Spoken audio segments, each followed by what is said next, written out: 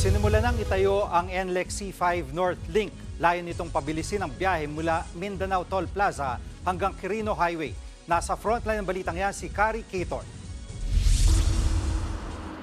Ang biyaheng mula sa Mindanao Toll Plaza hanggang Quirino Highway na inaabot ng 20 minutes, magiging 5 minuto na lang daw. Mangyayari yan oras na matapos ang North Luzon Expressway o NLEX C5 North Link Project. Isa itong 11-kilometer elevated tollway na magdurugtong sa Mindanao Avenue at sa C5 CP Garcia malapit sa Katipunan Avenue.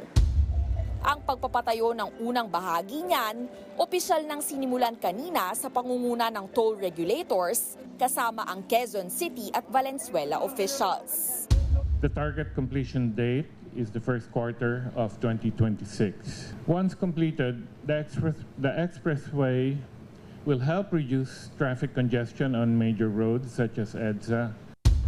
Ayon pa sa Metro Pacific Tollways Corporation o MPTC, kailangan ang taas singil sa NLEX para sa mga operasyon gaya ng pagpapatayo at pagpapaayos ng mga expressway.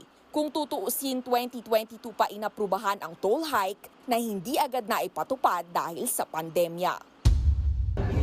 We are still catching up on our toll rates and it's affecting our ability to build faster. I hope the public will understand. Pinangangambahan din ang epekto ng toll hike sa presyo ng mga bilihin, lalo na't dumaraan sa NLEX ang mga delivery ng pagkaing ibinabagsak sa mga palengke. Maging si Agriculture Secretary Francisco Chu Laurel, aminado sa posibleng epekto ng toll hike. Usually naman lahat ng pagtaas may konting epekto pero what if ever man, I think it's very small. Samantala, pinag-aaralan din ng TRB ang posibleng pagpapatupad ng toll hike sa ilan pang expressway bago matapos ang taon. Pagka naman mataas yung adjustment, the board usually will grant it but in tranches para hindi masaktan yung ating mga motorista.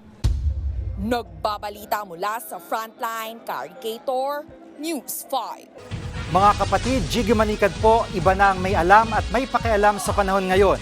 Para sa konkreto, kumpleto at komprehensibong balitaan sa Frontline, mag-follow at mag-subscribe sa social media pages ng News 5.